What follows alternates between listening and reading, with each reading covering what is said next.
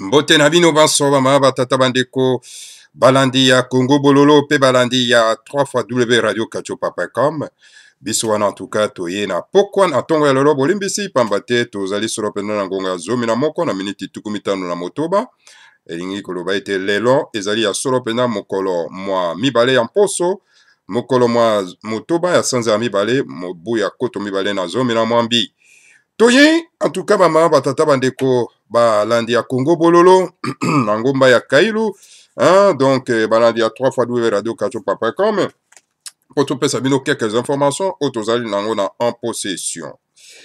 Alors, mama, batata bandeko, donc, lelo, toko pe sabino, tozana 4 points, ou toko traité, na tongo ya lelo. Point ya liboso, toko tala, information, ou ekweli biso, oyo esengeli to vérifier sur le terrain bandeko na biso pe oyo bazali na moyen ya vérification bakoka ko vérifier cette information wana eza koyebisa biso ete ndeko na biso na kombo ya Monseigneur Ekofo na kombo ya bapaya David donc azali actuellement en exil na mboka ya États-Unis d'Amérique.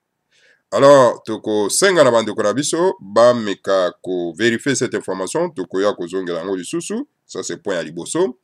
Point ya mibale toko traité, ba mamba tata bandeko ezali solo penda en tout cas.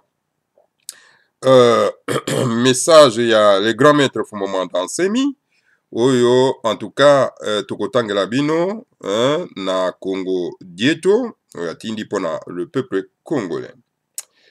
Et le troisième point, oyo tokope Sabine ezali donc information concernant le général Chibangu, hein, oyo bakangaki na mboka ya Tanzanie, et payo api Hippolyte Kanambe alias Joseph Kabila abotami pia bandeko sa mosane ya taximen, alors mosane ya taxi, alors donc ba extrada ki na mboka mokonzi Kinshasa za siko na maboko ya Kalunda Motov alias Kalev, oyo azali solo penda donc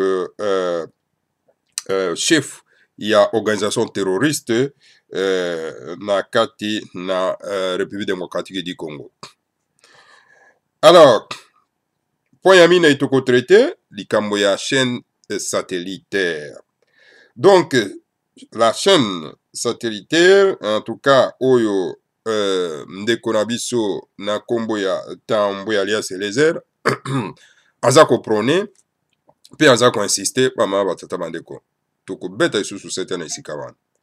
Après toko leka solo penda na mwasi oyo tobengi Francine Muyumba la burundaise encore il fait sengeli to beta certaine esika wana parce que mboka na biso ko koma Edorado ya ndengo yote bapaya bayaka vraiment donc kovanda lokola une terre conquise mama batata bandeko ezali beaucoup plus grave.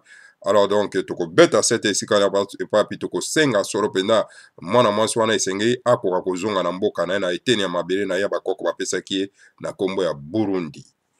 Voilà mama batata bandeko bana lisanga timati. Donc o wana ezali ba information oyo to lengeli titre ba information to lengeli pona bino na tongo ya lelo.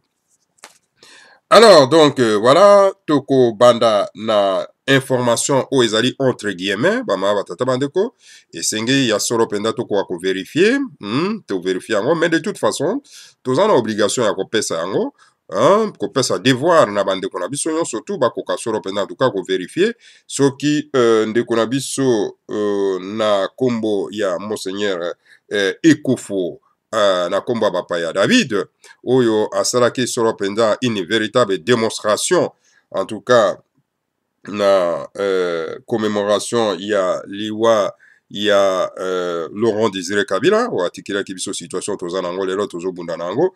Donc soki réellement cette information ezali confirmé que donc Monseigneur Ekofo donc na kombo ya bapaya David azali en exil na kati na mboka ya États-Unis d'Amérique papi azalaki solo penda escorté na Monique suite non pas na ba menace de mort oyo en tout cas ba élément terroriste ya Kalunda Motov bazako peser sur babane ko peser sur en tout cas Monseigneur Ekofo suite na déclaration en tout cas patriotique et nationaliste oyo asalaki tango ya commémoration n'est-ce pas ya bozongi na nzela ya molimbo ya Laurent Désiré Kabila.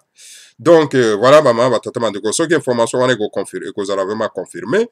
Alors donc kota pendant l'étape mosusu pendant donc il y a combattre avec beaucoup d'énergie bama batata bandeko donc ba terroriste oyo bama batata bandeko. Ça veut dire que na mboka na biso na mabela bakoko na biso tokoki koloba lisusu vérité te, hein, tokoki kodénoncer lisusu te soki situation eza kotambola malamu te.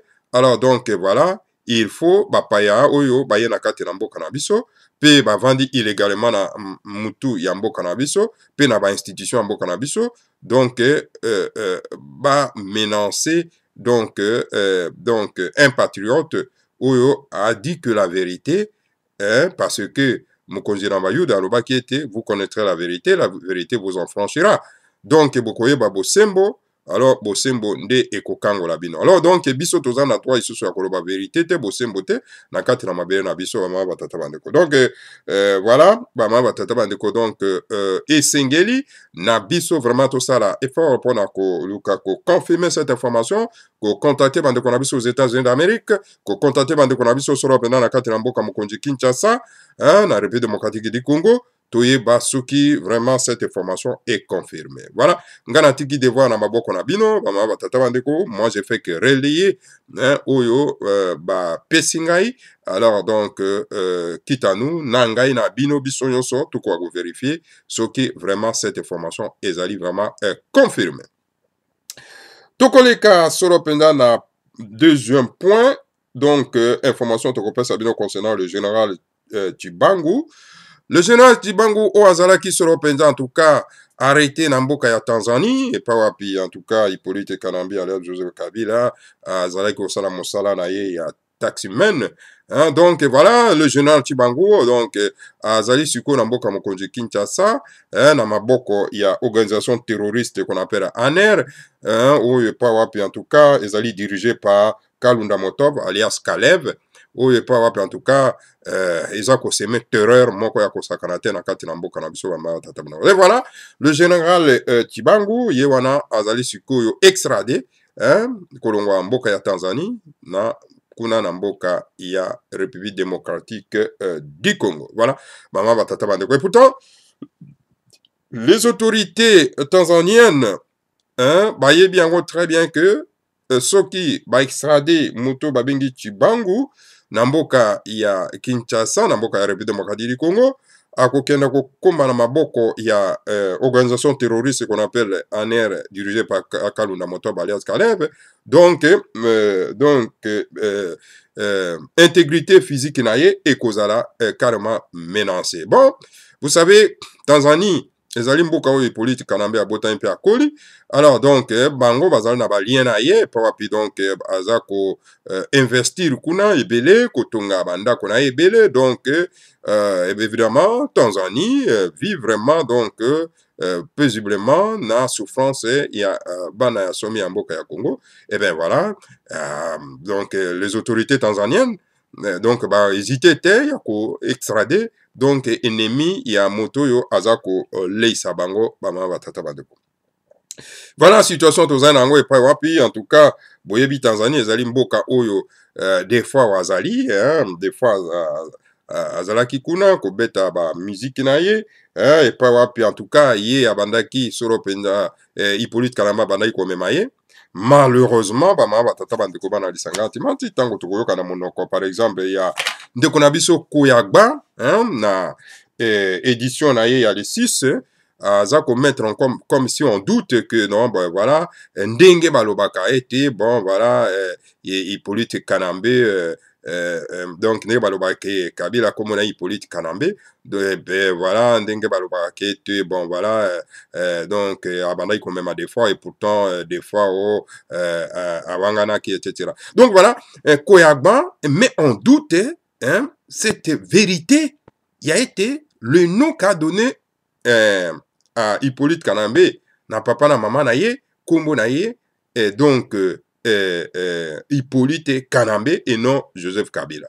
Donc jusqu'à présent bama batata bandeko donc toyebi koyagba eloko nini eza na mutu na ye ou bien fenargon oyo aza komela. Alors donc voilà ekomisi ye lokola kipelekese, ekomisi lokola liboma na mutu bama batata bandeko, hein? Donc au moment où toza koyebisa bandeko la vérité que le nom qu'a donné n'est-ce pas à Hippolyte Kanambe par son père et sa mère, c'est Hippolyte Kanambe et non Joseph Kabila, kombo ya Joseph Kabila, et aye ko ramasser yango kozwa yango na kati na mboka na biso ya République démocratique du Congo, hein, pour na ete akoka ko glisser donc secrètement pour akomati na niveau ya ba institution ya mboka ndenge toza na yango lelo. Alors donc toyebite bandeko baza ko benga Hippolyte Kanambe avec son faux nom Joseph Kabila. Donc ce qui fait que bazali vraiment bateau bazali corrompi, hein, bateau bazali vraiment donc na maboko ya organisation terroriste wana. Alors donc tomekana no kofunga na miso na esiko bama batata bandeko poto yeba bato oyo tozo sala na bango, bato tozo sula na bango, bato oyo toza kokabola na bango ba information ya mboka. Donc voilà tokosenga na ndeko na biso Koyagba alias Pasteur Bobo ameka ko justifier biso esika wana ya lobi wana, est-ce que vraiment à réfléchir na yango avant qu'il y a quoi kolobelo ko ndenge wana été ndenge babengaka ye Hippolyte Kanambe mpo na ye azali convaincu que moto wana aza ko diriger mboka na biso illégalement lelo, c'est un étranger. Et pourtant bomonaki ba député européen na parlement européen bazoloba très bien que non moto wana c'est un étranger oyo en tout cas ba occidentaux bazwaki batiaki wana tout simplement pour que a aider bango pona ko brader mabele ya bakoko na biso. Donc Koyagba alias Pasteur Bobo, je ne sais pas quel moustique oyo epiqué pona ko lukanet ko mettre un peu en doute donc véracité wana bama batata bandeko. Donc voilà bama batata bandeko bana lisanga timanti hein bana somi ya mboka Congo et sengrito interpeller en tout cas Koyagba alias Pasteur Bobo na eloko wana bama batata bandeko. Bandeko balingi kolanda balanda donc émission ya Koyagba alias Pasteur Bobo, il y a le 6 hein, des paroles naïe alobaki na esika wana en tout cas bama batata bandeko boko se rendre compte que non il y a quelque chose qui ne va pas. Voilà bama batata bandeko ngana tiki devoir na bino hein, bokoka kolandela parce que tango bandeko baza koloba esenge to landela kabango parce que baza na parole patriotique, baza na parole nationaliste pour na ko défendre mabela bakoko na biso, ou bien bazo sala tout simplement j'ai à kosepelisa bambanga na bango epota bazo travailler na bato mususu ba ennemi ya mabele na biso. Voilà bama batata bandeko toleki solo pena en tout cas na point ya misato et pa wapi en tout cas toko tangela bino solo pena le Congo dieto le message ya le grand maître Fumo Mwanda Nsemi atindi pona peuple congolais. Voilà les messages il y a les grands maîtres beaucoup kotanga na Congo dieto. Donc le Congo dieto 3286 et pa wapi en tout cas le grand maître Fumo Mwanda Nsemi à s'adresser na peuple congolais. Le message patriotique du grand maître de la sagesse Congo au peuple congolais. Message patriotique et pas au peuple congolais. Un jour, Nanzaou, le génie de la guerre, a dit « L'armée la plus puissante du monde qu'aucun dominateur ne peut vaincre, c'est le peuple éveillé et décidé de combattre coûte que coûte pour sa libération. » Mokomususu, Nanzaou, azali donc bisimbi, hein, ya bitumba, parce que tozana ba bisimbi ya bitumba oyo babundaka tozana bango. Alors bisimbi ya bitumba wana babengi ye Nanzaou. Ye alobi mapinga oyo eleki makasi na mokili oyo ete en tout cas ennemi monguna akoki kolonga te ezali baimboka oyo balamuki pe bazwi mokano ya ete bakoka kobunda po ete bakoka komikangolama. Mapinga oyo ya mokili ya makasi ezali peuple baimboka oyo baza kolamuka pe bazwi mokano ya kobunda po na ete bakoka kolongola kokonzama oyo baza na yango. Ainsi, si le peuple congolais décide coûte que coûte de combattre héroïquement pour sa libération, cette libération viendra et Hippolyte Kanambe sera obligé de quitter la République démocratique du Congo ou de mourir. Soki baimboka bana ya Congo biso nyonso lisanga moko na kati ya mboka na mboka ya bapaya biso nyonso tozwi mokano ete tokoka kotelema mpona ete tokangolama na maboko ya baprédentaire ya baterroriste oyo ezali dirige na Hippolyte Kanambe. En tout cas mama batata bandeko toko okangolama na modele nyonso bamama batata bandeko. Soki mpenza tozwi mokano wana totelemi mpona ete tokoka kokangolama mpo tobenga na Hippolyte Kanambe akozala oblige akima. Soki akimi te tokokata ye mike mike na kati ya mboka wana. Wana le grand maître Fumanda Nsemi aza koloba bamama batata bandeko tolanda ye na bokebi nyonso message oyo ye atindeli biso bamama batata bandeko. Dans cette guerre patriotique, l'union de toutes les tribus de la République démocratique du Congo fait la force. Et toute personne qui prône la division du peuple congolais en plusieurs fractions diverses et indépendantes est un ennemi du peuple congolais. Car ce dernier veut pousser le peuple congolais à la médiocrité qui ne nous conduira pas à la victoire, car le Maître Jésus a dit que tout royaume divisé contre lui-même court à sa perte. Le grand maître Fumanda Nsemi alobi na bitumba patriotique oyo toza ko bunda. Alors lisanga ya ba mabota nyonso ezali kosala la République démocratique du Congo, lisanga ya bangala, lisanga ya bakongo, lisanga ya baluba, lisanga ya batetela, lisanga ya banande, lisanga ya bangala, lisanga ya bamongo, lisanga ya balukele, lisanga ya bafulalu, lisanga ya bakatange, lisanga ya mabota nyonso ya kati ya mboka na biso. En tout cas, ekopesa biso nguya makasi. Eke moto nyonso tu oyo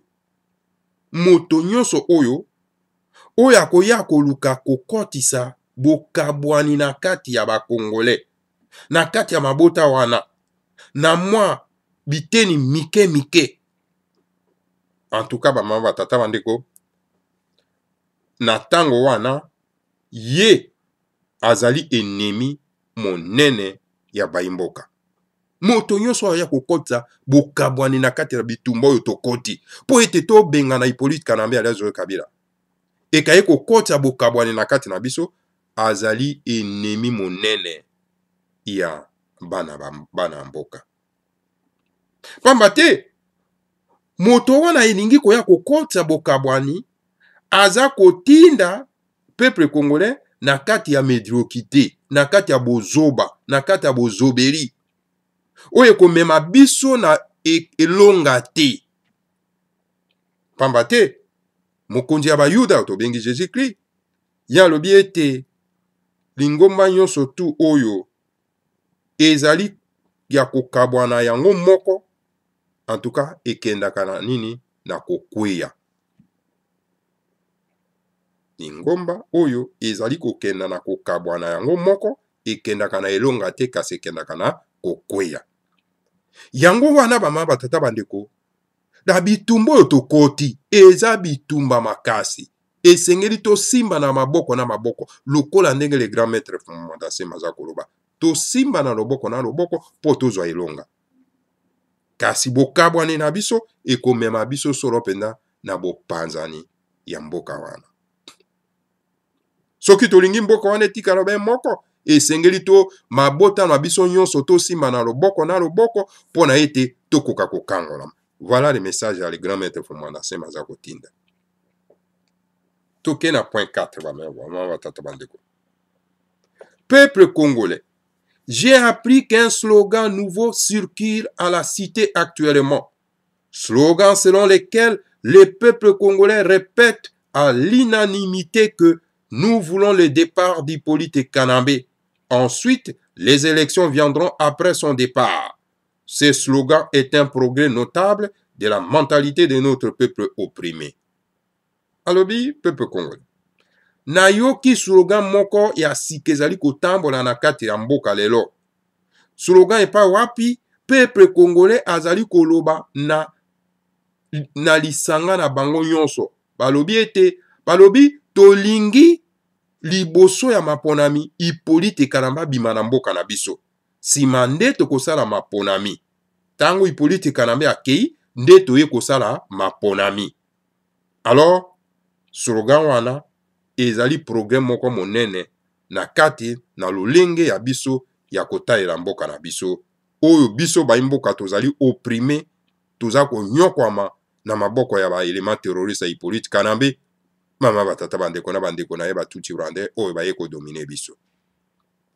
Slogan ezali kotambola na kati na mboka wana na Kinshasa.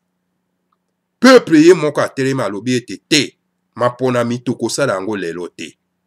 Esengeli to benga to se concentrer to bengana nano Hippolyte Kalamba na ba bande de voyous ba terroriste na ye bakende bongo nde tokoka kosala maponami biso moko. Alors voilà, pepe azali kokomi ko raisonner malamu. Kasi bokoyoka kuna Moïse Katumbi yaki okutana soki banani ye azwa kolobaka makambo ya ba élection bapesa ye garantie po azonga na mboka pona ba élection. Mais Moïse Katumbi, mais constitution eza ko interdit yo ya ko briguer donc magistrature suprême. Mais yo ko fungula bongo po ko koyoka mokoloni. Est-ce que vous croyez que pona kozala mbongo il faut comme ka président de la République na kati ya Congo? Oko continuer kosala business na yote. Votre père azali juif, maman no azali donc zambien, ozana mwasi atuti burundaise. Alors donc ozan atana droit moko ya ko briguer mandat donc présidence de la République te. Bato baza kolanda il faut voir vérité. Cela ne veut pas dire que parce que ozana mbongo olingo luko briguer donc magistrature suprême na kati ya mboka ya République démocratique du Congo. Et les Bantous, Moussana Bangonin, Yakozaka bana misana na bino? Non, cette fois-ci, vous en la chance. Bama batata bandeko. Tokei, na point 5. Bama batata bandeko. J'ai toujours dit que malheur à ceux qui comprennent toujours en retard, et malheur au peuple congolais qui n'a pas compris le mot d'ordre que j'ai donné le 7 août de l'année passée. Si l'étudiant Bundu dia Congo, catholique, musulman et chrétien de tout bord avons bien compris ces mots d'ordre, et si nous avons marché à l'unanimité le 7 août 2017, le problème d'Hippolyte Kalamba serait terminé. Alobi, nalobaka tango iso ete mawakaka na biso paseke toyebaka makambo kaka na sima. Et mawana peuple congolais na baimboka oyo baye ba comprenaki mot d'ordre. Et mot d'ordre oyo nga na pesaki ya le 7 août et année passée te. Soki bayokaki mbela na pesaki ya le 7 août ya année passée, en tout cas tongai kozana makambo tozana ngolelo te. Pamba te soki ba étudiant bato nyonso ya Bundu dia Congo, ba catholique, ba musulman pe ba chrétien nyonso ya tendance nyonso bayokaki mbela oyo nga na pesaka, bango nyonso balandaki mbela wana nga na pesaki ya le 7 août 2017, en tout cas problème ya Hippolyte Kalamba e ngai ozala na biso lelo te, tolingaki kosilisa déjà problème ya Hippolyte Kalamba. Mais manipulés par les gros malins, nous nous sommes laissés diviser et nous voilà encore dans la prison à ciel ouvert où nous a placé Hippolyte Kalamba. Car sitala tomi tiki biso moko na kokabwana etala biso wana tovandi lisusu na kati na boroko oyo Hippolyte Kalamba Ariel Joseph Kabila atie biso na kati na mboka.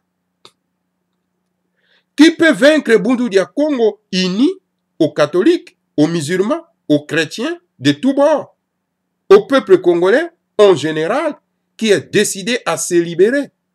Personne. Toute personne qui va se lever contre cette réalité va se briser les dents. Alors, nani oya koyi kolonga Bundu dia Congo? Tango ya zali elongo moko na catholique, elongo moko na musulman, elongo moko na ba chrétien ya ba tendance nyonso, elongo moko na peuple congolais en général oyo azwi mokano po ete akoka komikangola moto te.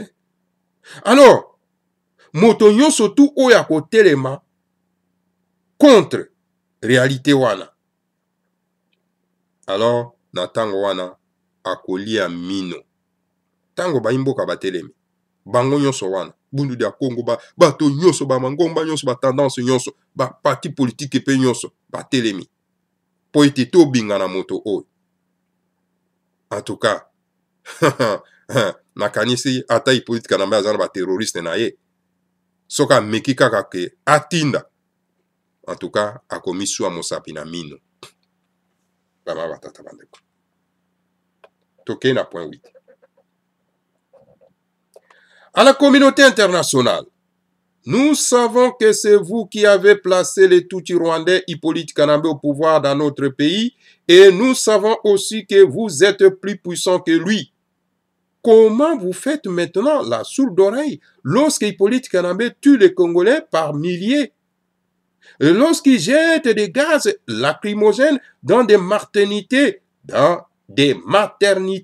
et que des bébés meurent? Lorsque le pays est plein de fosses communes où il jette des Congolais massacrés, qu'entend la Cour pénale internationale pour agir? Elle qui est venue promettre que moindre violation des droits de l'homme de la part d'Hippolyte Kanambe, il va les saisir. Cette Cour pénale internationale est-elle aussi venue flouer le peuple congolais? Alobi na communauté internationale. Sikoyo le grand maître Fumata Semi a s'adressé sikoyo na communauté internationale. Alobi toyebi ke bino bato botiaki Tutsi Rwandais oyo na komba Hippolyte Kanambe na bokonzi na kati ya mboka na biso. Toyebi ya solo ke bino boza makasi koleka ye.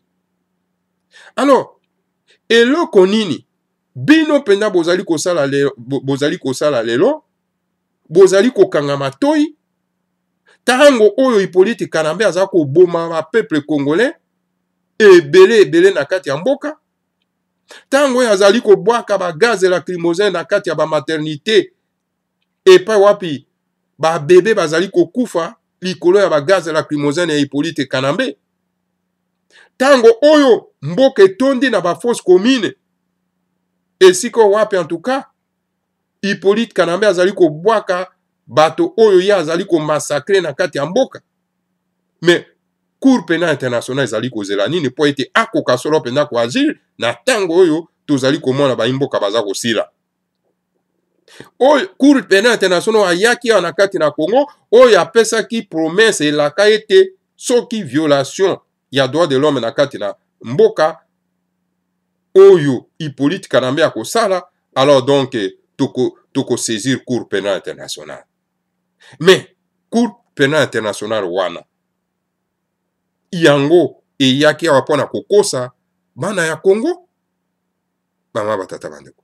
Cour pénale internationale ekendaki kuna elobaki ke soki violation ya droit de l'homme esalemi, donc bako saisir Cour pénale internationale. Mais tala violation ya droit de l'homme eza kosalema.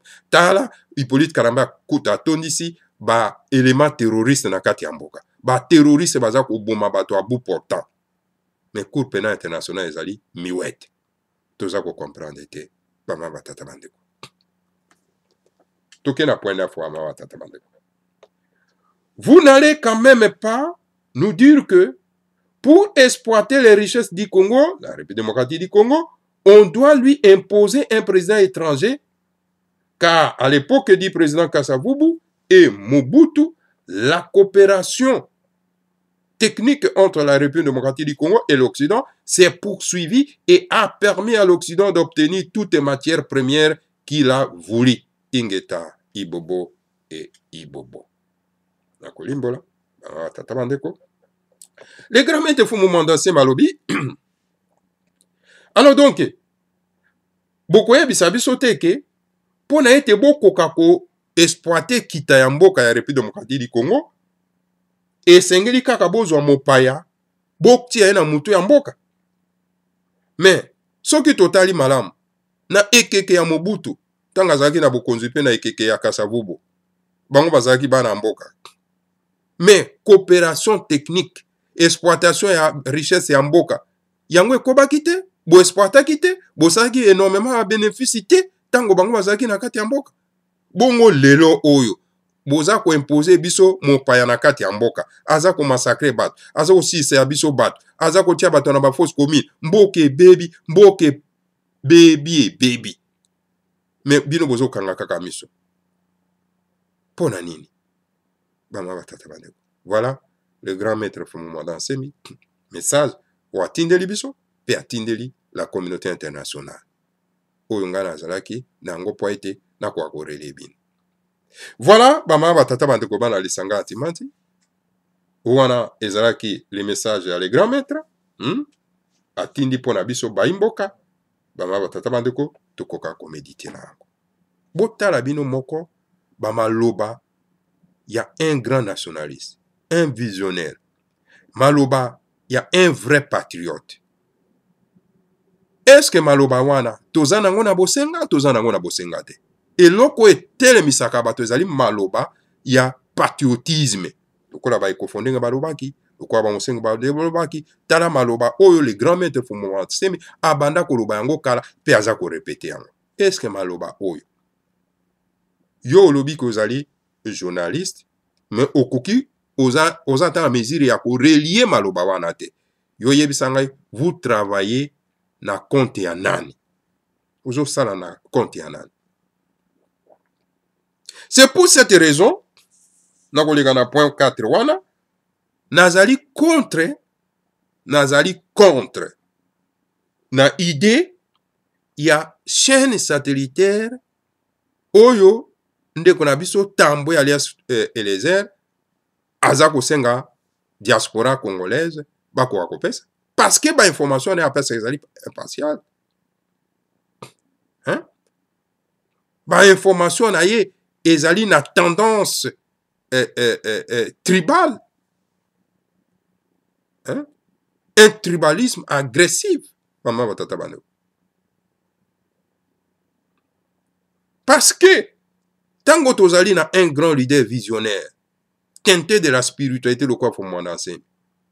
Vidéo na ye bimi awa. To moni ndeko na biso Tambo alias Eliezer atie yango na kati na to komi wapi na ete. Asaleli yango commentaire ete pona ko soutenir. Donc, ndeko na biso na instruction, ya ba occupant. Ce qui fait que ndeko na biso a liberté.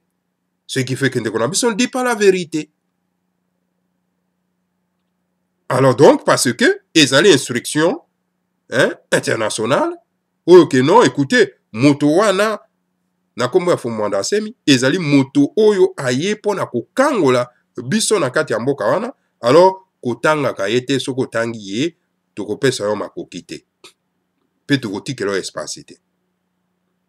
Bongo sikoyo, tokenda ko doter moto oyo aza koboya libération na biso na une chaîne satellitaire. Moi, je m'oppose. À moins que peut-être aveugle, fanatique, bana nzela wana, car si moi personnellement je m'oppose, malheur à tous ceux qui comprennent toujours en retard. Tana maloba ya patriotisme tozana ona bosenga, oye kosala ke biso nyonso toko akotelema, parce que loko etemi sakabato ezali maloba ya nguya, maloba ya patriotisme. Alors pourquoi toko accompagner moto oyo azali kokima maloba ya vérité, parce que vérité ezali mbeli. Bongo tokenda kosunga ye na idée ezali bien ya kozwa une chaîne, mais il faut moto wana azala na bosembo, azala tribaliste te, ou azo sa tribalisme agressif. Oui, toyebi tribalisme eza mabe te, ezali amour ya tribu na yo, ya nation naturelle na yo eza mabe te. Mais ntango ekomaka agressif, eza mabe, c'est-à-dire kozomona bolamu kote ya moninga, molingi kolobela yango te. Ozomona ke kote ya baninga baza na leader charismatique oyo ke tokoki kozwa ba idée na ye po ete tokoka kokotisa yango epa na biso, po ete ekoka pe kotermisa epa na biso, mais ozoboya koloba yango parce que azo faire partie, n'est-ce pas, ya tribu na yo te. Ou wana tobenga ou tribalisme agressif. Ya mabe. Alors donc voilà, une pareille personne n'a koki jamais kopesa sa bénédiction, ya kozwa une pareille chaîne te parce que ekoza tout simplement que destruction ya biso moko. Pona kosukisa ba mama batata bandeko, donc na kosukisa na likambo etali Francine Muyumba. Francine Muyumba, c'est une Burundaise. Et voilà que même de Konabiso Tambwe wazali na chaîne na yekuna na Congo ne parle pas de Francine Muyumba. Wazali une Burundaise. Qu'est-ce qu'elle fait au Congo? Elle est burundaise. Elle doit rentrer chez elle. Elle doit quitter le Parlement congolais pour qu'elle rentre chez elle. Francine Muyumba, si ce que vous continuez à faire mabela ba koko na biso ba bantu okomona eloko ni ekokomela yo. Comment yo kotika mabela ba koko na Burundi ti une tuti burundaise yo za kotika mabela na yo za ko dikita na mabela na biso. To yebisi yo kitika mabela ba koko na biso zonga na mabela ba koko na yo. Sinon okomona mayem ankokomela yo. Tozo kotinyo maloba wana yanguya. Voilà mama batata bandeko. Eke bandeko na biso baza na kati na parlement, baza ko dénoncer loko wana te, bazo tika donc une faussaire moko boye, aza ko dikita na kati ya parlement na biso, pendant que za mabele ya bakoko na ete, mama batata bandeko. Et puis aza ko sillonner mboka na biso, pona ko maudire yango, non, bandeko na biso, en tout cas ba politicien na biso vraiment bozo sala penda soni. Bino penda bato koza ba responsable ya situation tozali nango to koti nango ba mamba tata bandeko. Alors il faut esengeli sikoyo, c'est le moment que jamais bo fungola miso pona ko dénoncer une telle situation. Voilà, ba mamba tata bandeko voilà. Oyo na yaki pona ko pesa bino na tongo ya lelo yango yo.